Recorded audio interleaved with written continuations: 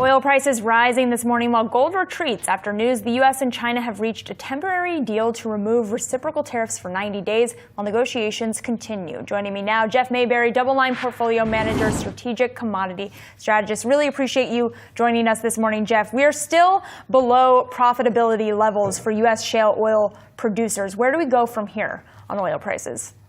Yeah, I think it's interesting, or thanks for having me. And I think it's interesting that you've hit on that point of, shale producers have really cut back on their capital expenditures, and the market's pricing in less probability of a recession today. So I think you could see a pretty good bounce here in terms of oil prices on, if we get a trade deal or if the trade deal continues, that you could see the demand side continue to pick up, and oil could bounce from here.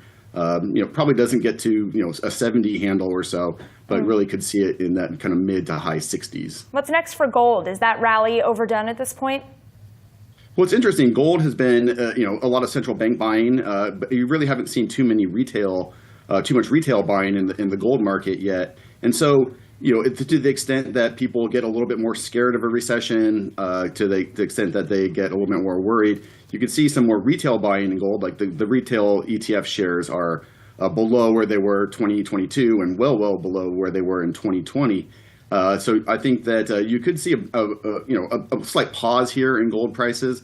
But if people get a little bit more scared, then you could see retail money get back into gold. They get scared of recession, especially, of inflation. You could see them really get back into gold, and you could see gold get up here to the high 3,000s, maybe even like a 4,000 level on gold. And my guest host, Kevin, has a question for you. Hey, Jeff, I just wanted to get your sense quickly on oil again. The dynamics of supply and demand in terms of what's going to be a bigger driver this year, especially as you try to figure out some sort of ceiling for Brent.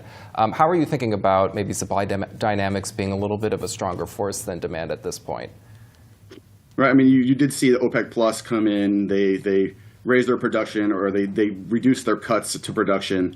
And there's only so much really they can do. I think if you get, shale, U.S. shale kind of being almost the marginal producer these days, if you get prices up to like that $65 a barrel, then the Kansas City Fed says that's the profitability line for U.S. shale.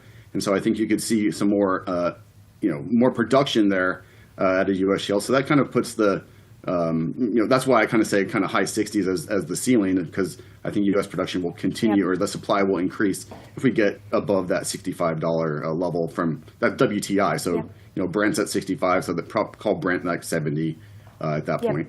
Jeff, thank you so much. Really appreciate it. Huge thank you to Kevin Gordon for joining me for the hour as well.